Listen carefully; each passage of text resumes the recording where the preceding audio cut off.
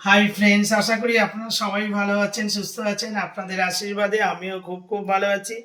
আজকে রান্নাঘরে চলে এসেছি থালাই করে বেগুন রানি বানাবো।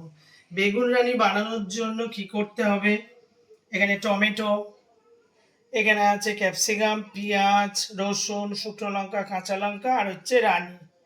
রানি বলতে এখানে হচ্ছে বেগুন। ঠিক আছে, আমি এবারে কড়া বসাবো, সর্ষের তেল দিয়ে সব কিছু একে একে ভাজবো, ভেজে রান্না করব বেগুন রানি। বেগুন রানি বানাবো, তার জন্য কড়ার মধ্যে কি করব, সর্ষের তেল দিয়ে দিচ্ছি। একে একে সব কিছু আমি ভেজে নেব।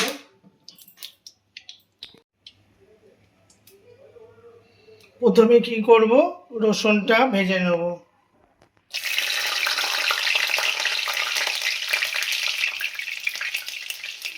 আমি ভেজে নিলাম লাল লাল করে, এবারে একে একে তুলে নেব। তো ভাজা হয়ে গেল, এবারে কি করব, শুকনো লঙ্কা,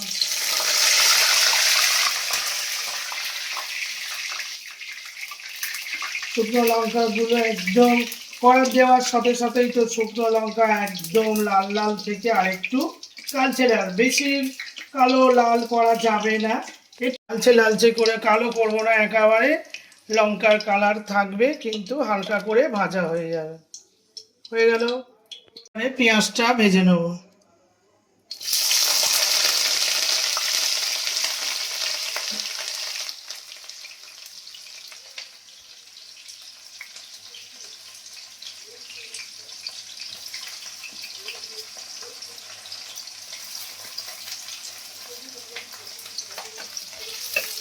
পেঁয়াজটা বাদামি বাদামি করে ভেজে নেব। এবার পেঁয়াজটা আমার হালকা, একেবারে পোড়ালে হবে না, হালকা একটু ব্রাউন কালার হয়ে গেলেই নামিয়ে নিতে হবে। মোটামুটি হয়ে গেছে আমার, এই যে এখানে নামিয়ে নিচ্ছে।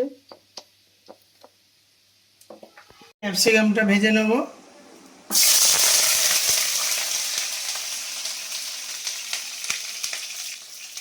ক্যাপসিকামটা একটু নাড়াচাড়া দিলেই হয়ে যাবে।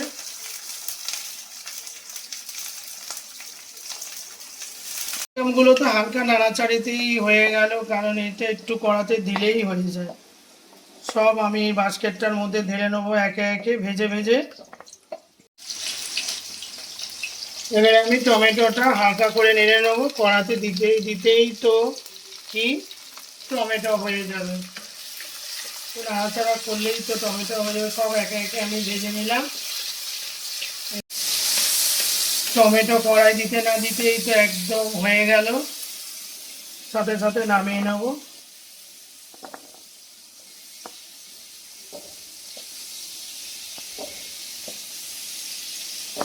এখানে আমার তো সবকিছু ভাজা হয়ে গেল, এবার রানি যাবে। এবার রানি পড়ছে,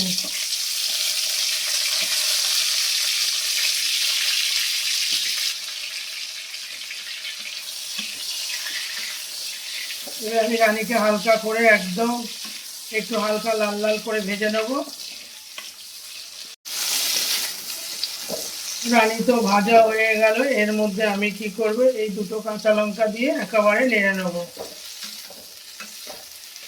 কাঁচা লঙ্কা দিয়ে দিলাম বেগুন রানির মধ্যে।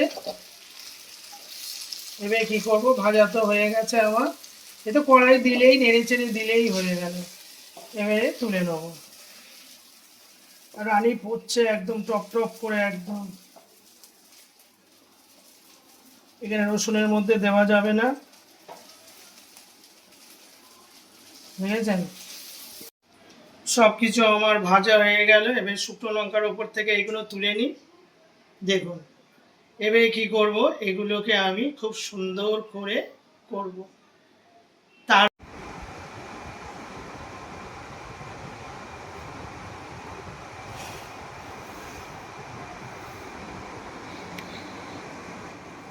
আমি রসুন শুকনো লঙ্কাটাকে আলাদা করে নিলাম, এটা একটু নুন দিয়ে,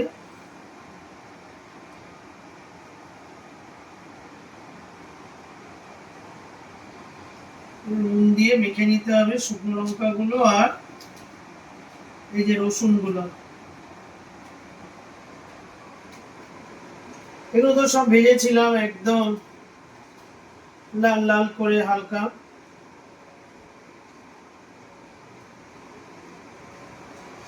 তারপরে এগুলো, এই যে কাঁচা লঙ্কা, কাঁচা লঙ্কাগুলোকেও দুটুকরো করে দেবো। দিয়ে এবারে সবগুলো কি করব, মাখিয়ে নেব।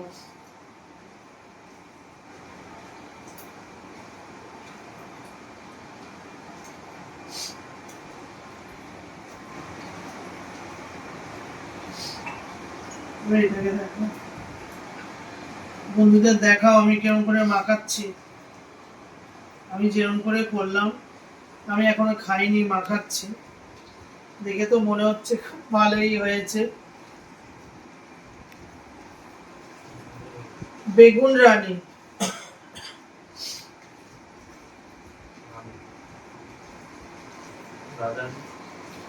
রানী, ও দারুণ। ঠিক আছে, একে আর কি মাখাবো বল, এমনিতে সব মেখে চোখে একাকার হয়ে গেছে।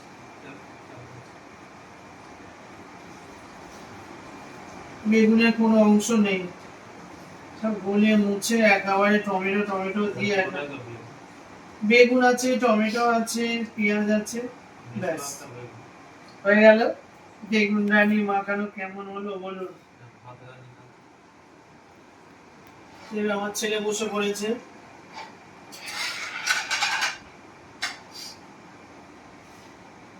গরম গরম ভাত আর বেগুন রানী দিয়ে আমরা খাবো।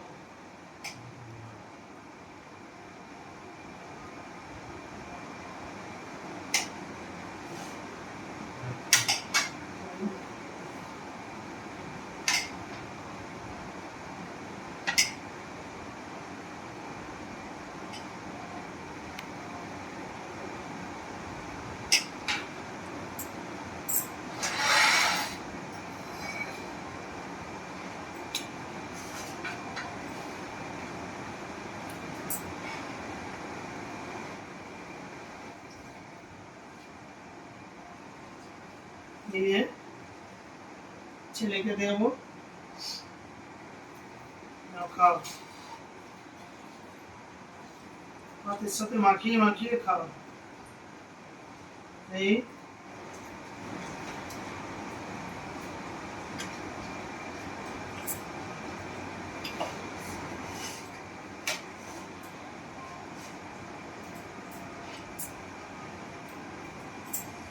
ভাতের সাথে বেগুন রানী মাখিয়ে খাবো, একটু নিয়ে।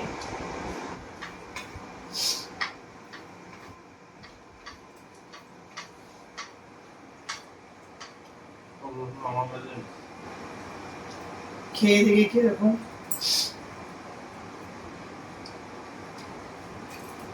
দারুণ দারুণ, কথা হবে না, খুব সুন্দর।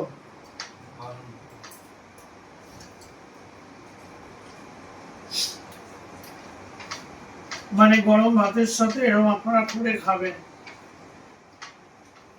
আশা করি ভীষণ ভীষণ ভালো লাগবে। খুব ভালো হয়েছে,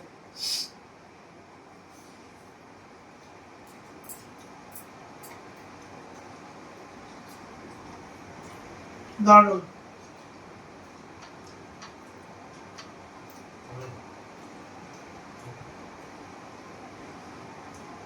শুধু খেয়ে দেখি।